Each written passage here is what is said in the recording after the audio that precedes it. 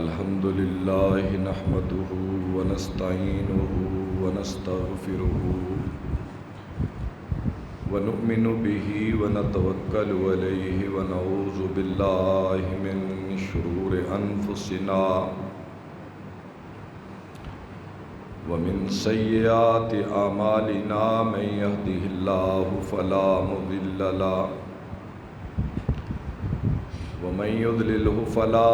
هادي له وأشهد أن لا إله إلا الله وأشهد أن محمدًا عبده ورسوله اللهم صل على محمد وعلى آل محمد كما صليت على إبراهيم وعلى آل إبراهيم إنك حميد مجيد اللهم بارك على محمد وعلى آل محمد كما باركت على إبراهيم وعلى آل إبراهيم إنك حميد مجيد أما بعد فإن خير الحديث كتاب الله وخير الهدي هدي محمد صلى الله تعالى عليه وآله وسلم وشر الأمور محدثاتها وكل محدثة بدعة وكل بدعة ضلالة وكل ضلالة في النار وعد الله الذين آمنوا وعملوا الصالحات منهم مغفرة وأجرا عظيما سبحان ربك رب العزة عما يصفون وسلام على المرسلين والحمد لله رب العالمين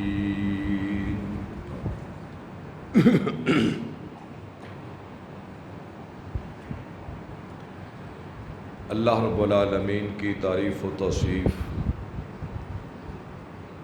اور نبی پاک صلی اللہ تعالی علیہ وآلہ وسلم کی مبارک ذات پر درود و سلام کے بعد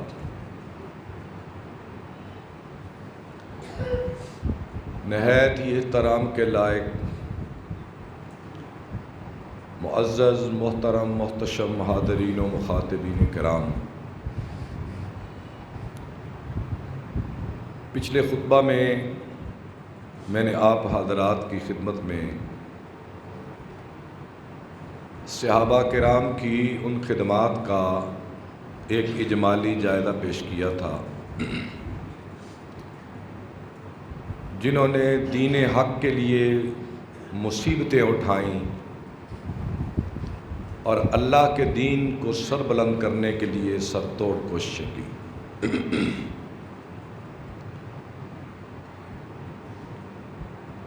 چونکہ ربیع الاول کی آمد ہے اور آج کا خطبہ پچھلے عنوان کا تتمہ ہوگا کہ جہاں صحابہ کرام رضوان اللہ علیہم اجمعین نے دینی خدمات سر انجام دی ہیں، تو اس کے ساتھ ساتھ صحابیات رسول جو تھیں رضوان اللہ علیہم، ان کی خدمات بھی صحابہ سے کچھ کم نہیں ہیں۔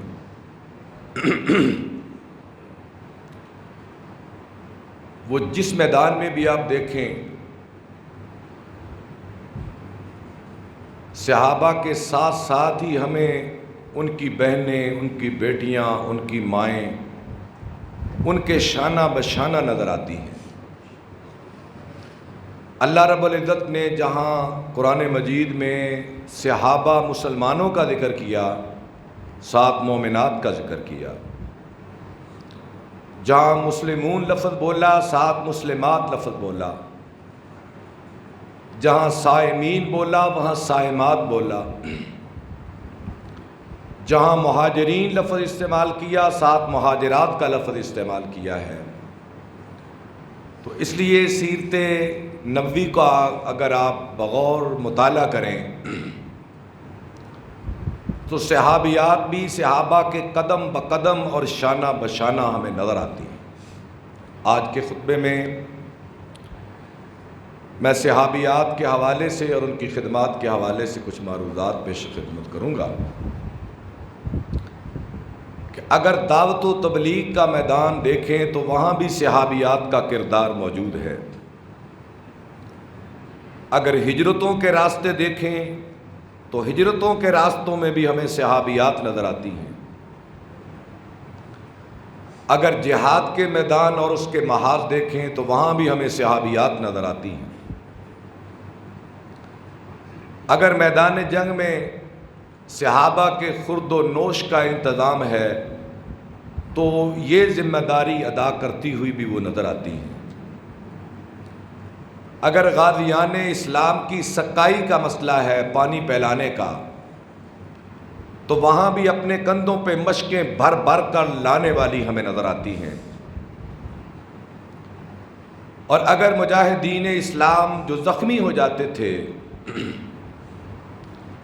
اور مدینے میں ایک خاص گھر میں ان کا انتظام کیا جاتا تھا تو ان کی مرہم پٹی کرتے ہوئے بھی ہمیں صحابیات نظر آتی ہیں۔ اور اگر میدان جنگ میں شہداء کی لاشوں کو دفنانے کے لیے قبروں کو کھودنے کا عمل آتا ہے تو وہاں بھی ہمیں صحابیات نظر آتی ہیں۔ تو قدم بقدم ہر محاذ پر، ہر جگہ پر، ہر موڑ پر